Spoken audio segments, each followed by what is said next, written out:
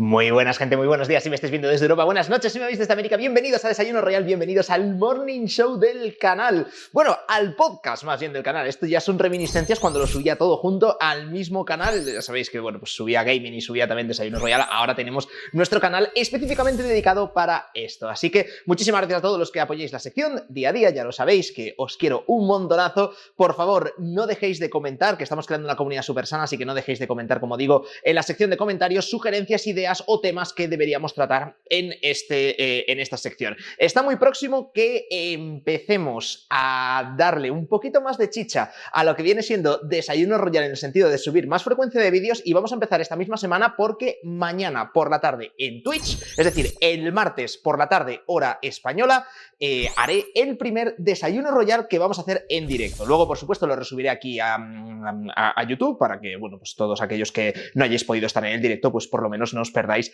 el contenido, pero creo que va a ser divertido el hecho de poder interaccionar con todos vosotros y poder discutir un poquito en el chat. Hoy vamos a hablar, de hecho, espero que luego el martes no tenga que cambiar el tema que ya tengo pensado para el directo, pero hoy quería hablar sobre los jurados. No sé si habéis estado siguiendo un poco las noticias, porque se ha televisado, de hecho, o sea, y bueno, hasta Rubius ha hecho directo reaccionando al propio juicio, y es que, bueno, pues hay un juicio mediático en Estados Unidos entre Johnny Depp y la que es su exmujer, Amber Heard, que no es un juicio de divorcio, los dos se divorciaron, pero es un juicio que es una consecuencia de, en el que, bueno, pues por haceros un resumen muy rápido, pero si alguien se lo ha perdido, se divorciaron y Amber Heard, la exmujer de Johnny Depp es actor, y bueno, y ella también es actriz, es protagonista de, por ejemplo, la saga de los Piratas del Caribe, es Jack Sparrow, y bueno, pues ella en 2018 hizo un artículo de periódico, una revista,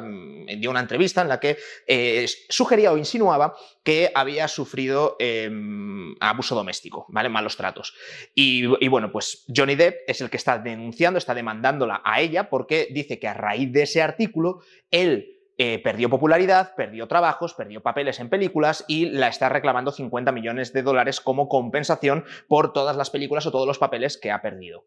Ella, por su parte, lo que está haciendo es contrademandando y está diciendo que el verse envuelta en todo esto y el haber sufrido pues estos malos tratos dentro de su matrimonio, o ya cuando fue su matrimonio, pues que eso equivale a 100 millones de dólares. Y se están pegando por dinero, básicamente. No es un juicio penal, sino que es por dinero. El juicio ha terminado, ya las dos partes, demandante y demandado, han hecho sus alegatos finales y han presentado ya todos los testigos, todas las pruebas al jurado, y el jurado se ha retirado a deliberar. Y yo lo que quería era justamente hablar sobre el jurado, porque es algo que yo creo que, sobre todo España y países latinos, vemos mucho en Estados Unidos, vemos mucho en el mundo anglosajón, incluso en las películas, pero que entendemos muy poco sobre su funcionamiento, sobre su razón de ser, y es sobre lo que quería hacer este Desayuno Royal. Esto o sea, tendremos que quizás dar una clase un poco avanzada, ¿no? Sobre que, desde el punto de vista de la justicia o del derecho, ¿qué supone esto de tener una justicia por jurado?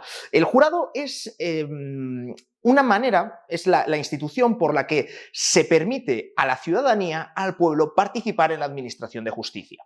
Normalmente los países democráticos pues tienen una separación y una independencia del poder judicial que hace que no esté intervenido ni por el Ejecutivo ni por el Legislativo. Al menos esta es la teoría, luego ya los sistemas funcionan mejor o peor. Eso ahí ya no nos vamos a meter, pero esa es la teoría, y el jurado es una manera de permitir que el pueblo, porque al final en todas las constituciones democráticas los poderes del Estado emanan del propio pueblo, pues la justicia es como uno de esos poderes del Estado. Esa representación podría ser mediante la figura del jurado. El jurado es, para que nos entendamos, pues un grupo de ciudadanos elegidos al azar o no al azar, pero bueno, pues con un método de elección, vamos a decirlo así, que tienen que pronunciarse sobre algo, digamos, algunos hechos que estén relacionados con un proceso judicial.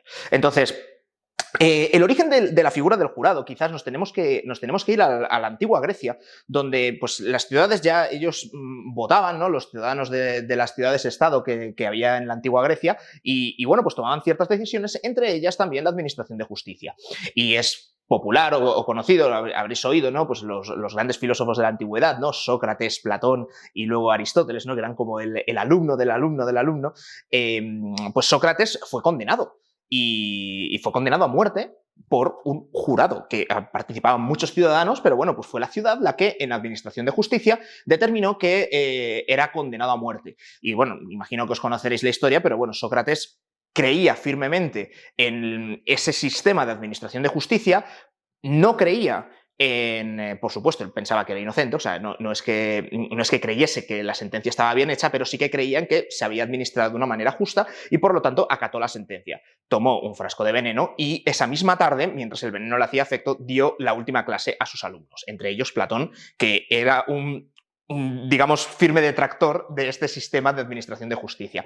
En aquel entonces, en Grecia, esto que, bueno, podemos considerar como la antesala, ¿no? del jurado, porque no era un jurado, no era un grupo pequeño, era un grupo grande y se decidían por mayorías, ¿no? Entonces, Platón no le gustó nada esto, porque mataron a su maestro, mataron a su profe, entonces esto no le moló, pero los romanos, que vinieron después de los griegos, sí que tomaron parte de este sistema en lo que, bueno, pues en la República Romana se conocía como las centurias y las tribus, que algunas decisiones pues, se decidían por mayoría, incluidas, pues, por supuesto, la pena capital, la pena de muerte a algún ciudadano romano, ¿no? Entonces, bueno, pues por ahí como un poco que va perviviendo, pero no es como una institución que esté muy clara, ¿no? Porque al final luego ya entramos en el feudalismo, pasan a ser los nobles, luego posteriormente el rey, el que aplica justicia y el que dicta las sentencias y no quiere tener que compartir eso con el pueblo. Sí que hay veces que las juntas, las cortes,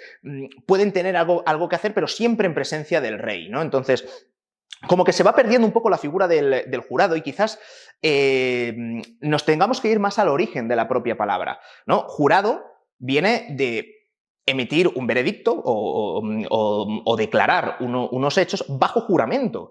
Y claro, hasta ahora hemos hablado de la antigua Grecia, hemos hablado también de la República Romana, estamos hablando de momentos históricos en los que todavía no tenemos las principales religiones monoteístas, es decir, no tienes ni el cristianismo, no tienes tampoco el judaísmo y no tienes el islam como para poder jurar sobre algo, ¿no? Quizá el judaísmo sí, pero todavía no ha adquirido, ¿no? la palabra ese significado. Y no es hasta Carlomagno que en Francia lo que hacía era determinaba que algunos ciudadanos bajo juramento tenían que declarar sobre determinados aspectos o determinadas acciones o determinados actos públicos, ¿no? Tenían que certificar que, oye, esto ha pasado así, y lo juro, y lo declaro bajo juramento, y así se empieza a conformar la palabra jurado, ¿no? Y de ahí, pues bueno, pues de Carlomagno, pues, los franceses y alemanes pasa a los sajones y pasa al derecho anglosajón, que es donde, pues bueno, pues donde más importancia ha tenido la figura del jurado,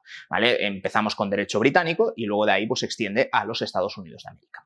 Estoy empezando como desde lo básico. ¿Qué es esto del jurado? Bueno, básicamente es un grupo de ciudadanos, un grupo de personas que al final lo que nos llega en las películas es que deciden si alguien es culpable o es inocente.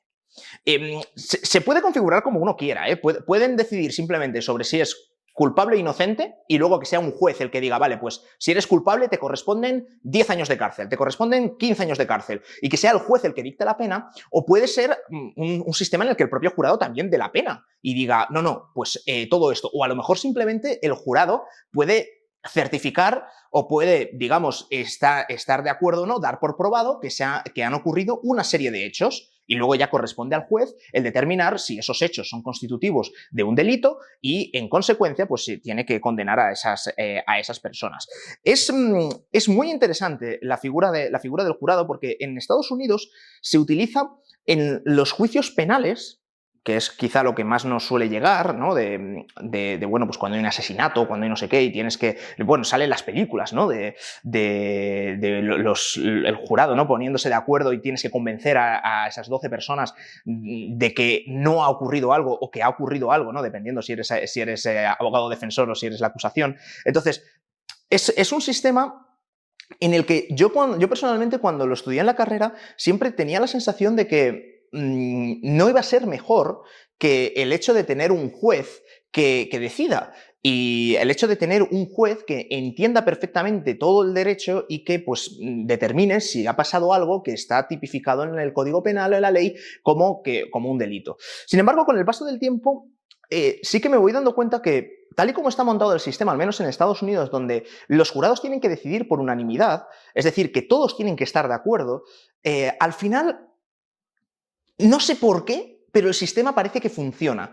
Y de hecho, en Estados Unidos está considerado prácticamente como, bueno, prácticamente no, está considerado como un derecho constitucional, el hecho de que te juzguen con jurado. En España tenemos también la figura del jurado popular. Y el jurado pues aplica en determinados delitos, bueno, pues el más importante sería homicidio con sus agravantes, es decir, homicidio de asesinato, pero también hay otra serie de delitos en los que sí que está previsto la figura del jurado, pero como que es una ley que no queda muy clara. Tú como ciudadano no tienes derecho a formar parte de un jurado, te llaman por sorteo a lo mejor, tampoco tienes el derecho a decir, oye, te van a juzgar, pues yo no quiero que me juzgue tener un juez, quiero tener un jurado y que al final sea un jurado el que decida si soy culpable o inocente.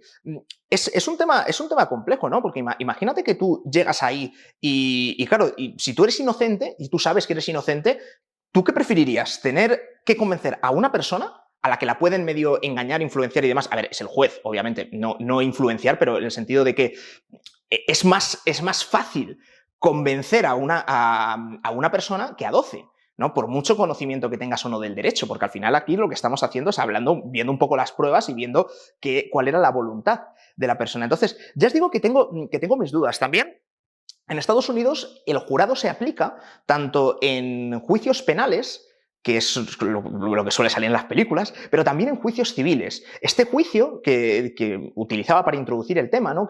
Bueno, pues que se ha hecho un poquito mediático, ¿no? Entre Johnny Depp y Amber Heard, que claro, pues saca un poco los trapos sucios, ¿no? de las relaciones de pareja que tenían entre ellos, y además testificaban pues un montón de actores y gente famosa y tal, y bueno, pues había mucho salseo, y por eso se ha popularizado tanto y ha sido tan mediático el juicio.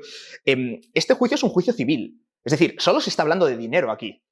Nadie va a ir a la cárcel. Entonces, en Estados Unidos lo llegan a utilizar para todo, y de hecho tienen dos figuras. Una figura que es el gran jurado, que es un jurado que decide si se inicia o no se inicia un juicio.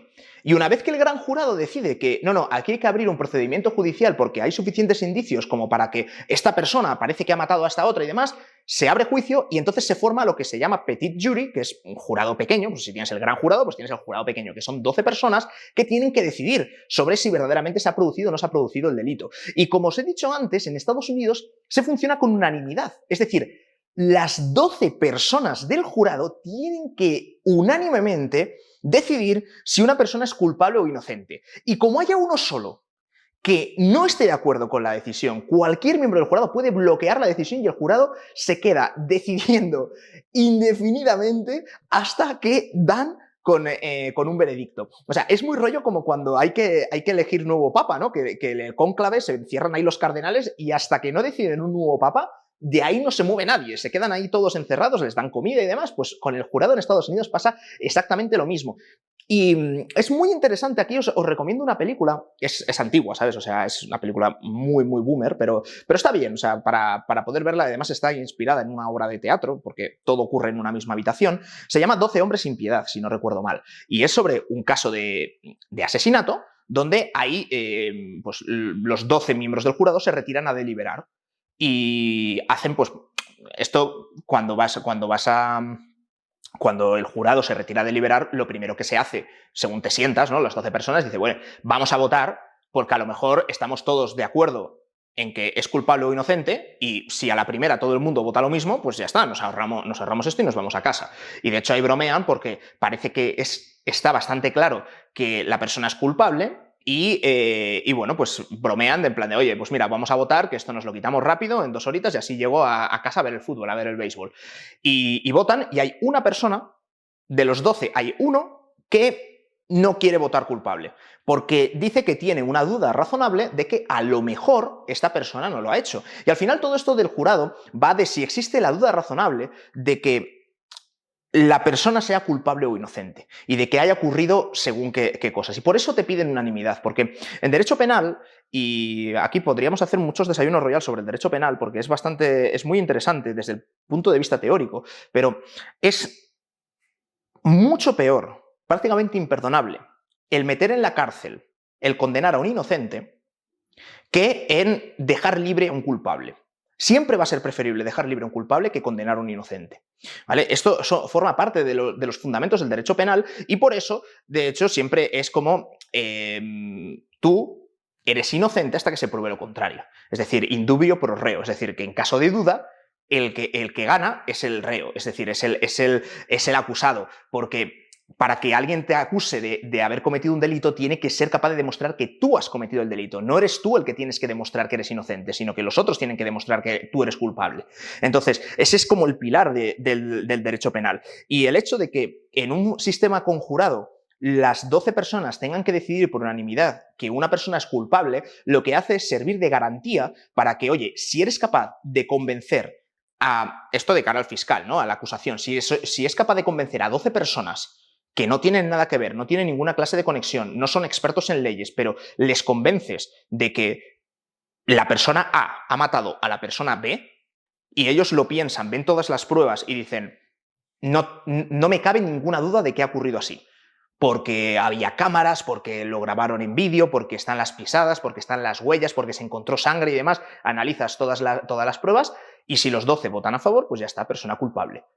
En el momento que haya algo que digas, no, porque es que dice que estuvo con no sé quién, su padre o sus padres dicen que sí, que efectivamente estuvo en casa, pero se encontró una huella que coincide con la de su zapato, pero no sabemos porque luego no había restos de ADN y demás. Entonces, claro, dices, ostras, yo ahí tengo una duda, o sea, es verdad que hay indicios que es posible que haya sido él, pero puede que no haya sido, puede que haya sido otra persona. Entonces, ahí es una duda razonable y es muy posible que haya gente del jurado que diga, oye, no las tengo todas conmigo. O sea, es cierto que hay muchas probabilidades, pero tiene que ser un 100% de probabilidad. O sea, hay que estar completamente seguro, ¿no? Entonces, el sistema de jurado del derecho anglosajón y de Estados Unidos luego se volvió a importar, ¿no? Y se trajo de nuevo a Europa, lo hicieron los franceses, y bueno, pues con toda la Revolución Francesa y la Ilustración y demás, ellos codificaron y legislaron muchísimo y por influencia digo los franceses, pero también alemanes, españoles, o sea, todo lo que es italianos, todo lo que es el derecho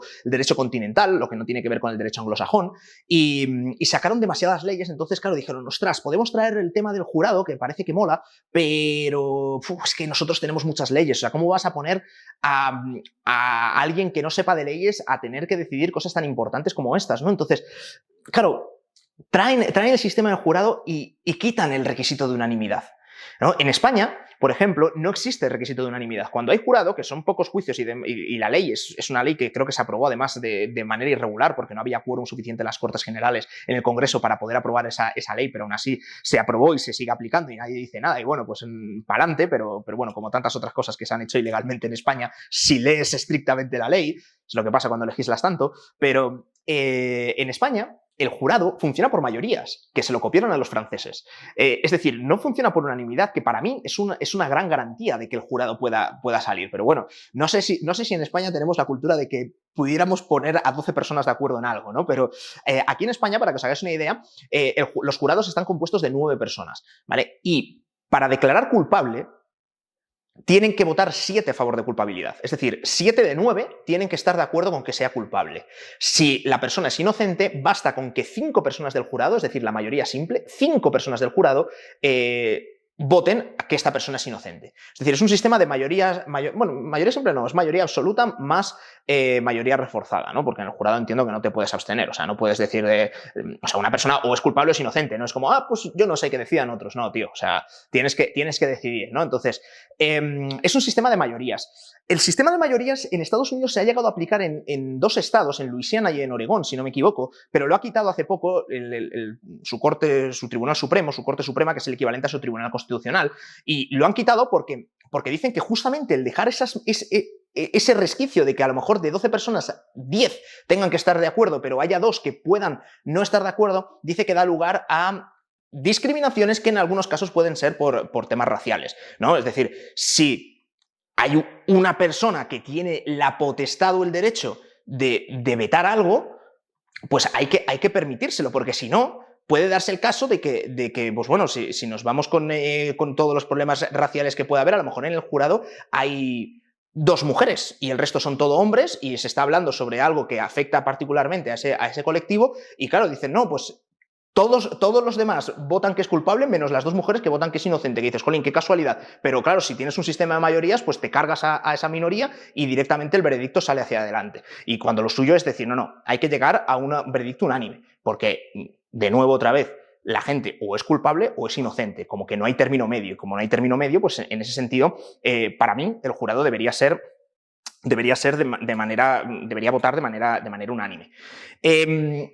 ¿Qué es lo que decide verdaderamente el jurado? Ya os he dicho antes que se puede configurar un poco como se quiera, pero normalmente los jurados suelen decidir sobre los hechos probados, es decir, se considera que ha pasado esto y esto, después de haber visto todas las pruebas, de haber visto los testigos y como salen las películas, porque los juicios americanos son como más, y los anglosajones son mucho más vistosos porque hay testigos de refutación, los abogados intervienen, hablan al jurado porque te están intentando convencer y te están contando la película. Tú luego verás a ver qué película compras y qué película no, pero el jurado acaba decidiendo sobre determinadas acciones, con la guía, por supuesto, del juez, sobre determinadas acciones si han ocurrido o no. El juez les explica si esas acciones son constitutivas, son un delito, están tipificadas, y en ese caso, pues luego el jurado decide también sobre su culpabilidad. En el derecho penal hay como 5 puntos, ¿vale? Que no quiero tampoco enrollarme mucho porque el vídeo va un poco sobre la reflexión de los jurados y si deberían funcionar de manera unánime o en mayorías, pero cuando se analiza si algo es delito, normalmente se mira la acción, ¿vale? Se dice que tiene que ser una acción u omisión. Hay algunos delitos que es omisión de socorro, por ejemplo, pues no ayudar a alguien cuando se está muriendo. Pues, eso no es una acción de he apuñalado a alguien, sino es una omisión que es equivalente, ¿no? Entonces tiene que ser una acción, tiene que ser típica para que haya un delito, es decir, típica tiene que estar tipificado en el Código Penal. En el Código Penal tiene que aparecer un artículo que te diga que eso no se puede hacer, ¿vale? Por ejemplo, en España, el artículo que evita que la gente pueda matar a otras personas es el artículo del Código Penal que dice que el que matare a otra persona será condenado como reo de homicidio de 10 a 15 años de cárcel. Entonces, pues ya está, es muy claro. Además, no hay que dar, luego hay agravantes, que si es asesinato, que si no sé qué y tal, pero el artículo es muy claro, de el que mata a otro, 10-15 años. Punto, ¿vale? Entonces, eso es el tipo, ¿vale? Entonces, tiene que haber una acción, apuñalar a alguien, tiene que estar tipificada, es decir, que no puedes apuñalar y matar a alguien, ¿vale? Está en el librito recogido. La siguiente tiene que ser antijurídica, como está en el librito recogido, está puesto que no está permitido que tú mates a alguien en esas condiciones. Hay algunas excepciones en las que jurídicamente sí se puede permitir que tú cometas algún delito, ¿vale? Por ejemplo, tú no puedes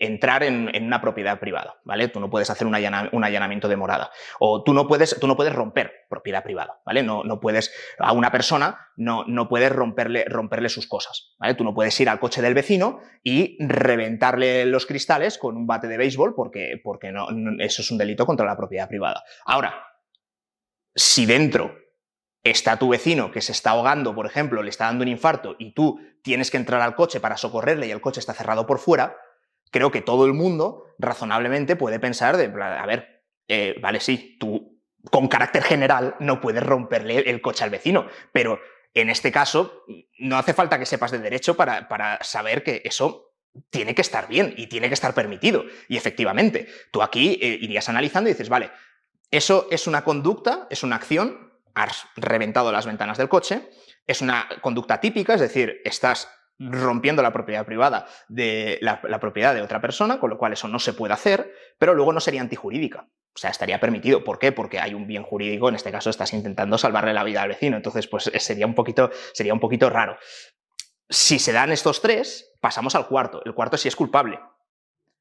Tiene que ser una acción, típica, antijurídica y culpable, es decir, que tú quieras voluntariamente hacer eso y que estés poniendo tu voluntad en hacerlo. Hay muchas eximentes, imagínate que estabas drogado o que pues, tienes un brote psicótico en el que pues, como que tienes personalidad múltiple y tú no eres, digamos que no eres consciente de lo que estás haciendo, bueno, pues ese sería un caso en el que no puedes ser culpable. Sí que se darían todo lo anterior, pero a lo mejor pues justamente falla en este último caso. Bueno, pues el jurado suele decidir sobre estos 4, ¿vale? Y luego el quinto es punible, es decir, que se merezca una pena la conducta. Y es ahí donde suele entrar el juez y decir, vale, pues si el jurado me ha dicho que esta persona ha matado a esta otra, lo ha considerado probado, ha visto todas las acciones, todas las pruebas y ve que no alberga duda razonable de que la persona A ha matado a la persona B, pues el juez lo que hace es imponer la pena y se va pues, a lo que diga el Código Penal del país en cuestión. En el caso de España, el que matare a otro será condenado como reo de homicidio de 10 a 15 años. Bueno, pues el juez dice, bueno, pero a ver, este tipo lo mató a otro, pero estaba muy alterado, no sé qué. El juez más o menos va evaluando como las condiciones específicas de este caso y tendrá que decidir una pena que solo puede estar entre 10 y 15 años, porque es lo que marca la ley. Entonces, será el juez el que decida si son 10 años, si son 15 o si son 13. Lo que sea. Pero bueno, yo para lo que quería utilizar este desayuno, sobre todo para saber vuestra opinión sobre el jurado, si no tenéis una opinión, al menos para que penséis sobre ello y que lo reflexionéis si creéis que es un buen sistema o un mal sistema el hecho de que sean los propios ciudadanos, un grupo aleatorio de ciudadanos, los que decidan sobre según qué situaciones. Y ya digo, puede ser tanto para aspectos penales, que es para lo que se utiliza en España y en la mayoría de países donde sí que está implantada esta institución, o también para asuntos civiles, donde se está discutiendo única y exclusivamente del dinero, como puede ser el caso del juicio de Johnny Depp contra Amber Heard. Pero si os parece que es mejor o peor que sea la propia ciudadanía, el propio pueblo, los propios ciudadanos los que decidan si una cosa es A o es B, y si creéis que es bueno que los ciudadanos ayuden en la administración de justicia o si esta es una verdadera manifestación de que la justicia como poder del Estado emana del pueblo, porque eso es un debate cuanto menos interesante y a partir de ahí luego llega la segunda pregunta. ¿Esto debería ser un derecho? Todos yo creo que tenemos derecho a, si hacemos algo malo, tener derecho a un juicio justo. ¿Creéis que este derecho a tener un juicio justo debería englobar el tener derecho a que te juzguen mediante un jurado o con un jurado? ¿O, por el contrario, es mejor que te juzgue un juez y un especialista en leyes que pues, se atendrá exactamente a lo que dice el libro? No sé, es cuanto menos interesante. También el derecho anglosajón, el derecho de Estados Unidos e Inglaterra, es mucho más dado a tener una figura del jurado más que jueces que van dictando sentencias, que eso es más propio del derecho continental. Pero bueno, yo ahí os dejo la reflexión y la rayada mental para que empecéis bien la semana. Recordad que mañana martes vamos a hacer directo en Twitch y vamos a hacer el primer desayuno royal en directo, en vivo, donde espero vuestros comentarios y también una cierta interacción por vuestra parte. Por mi parte nada más, chicos, espero que tengáis un excelente día, no dejéis de comentar, por favor, y nos vemos en el próximo desayuno royal. ¡Chao, chao!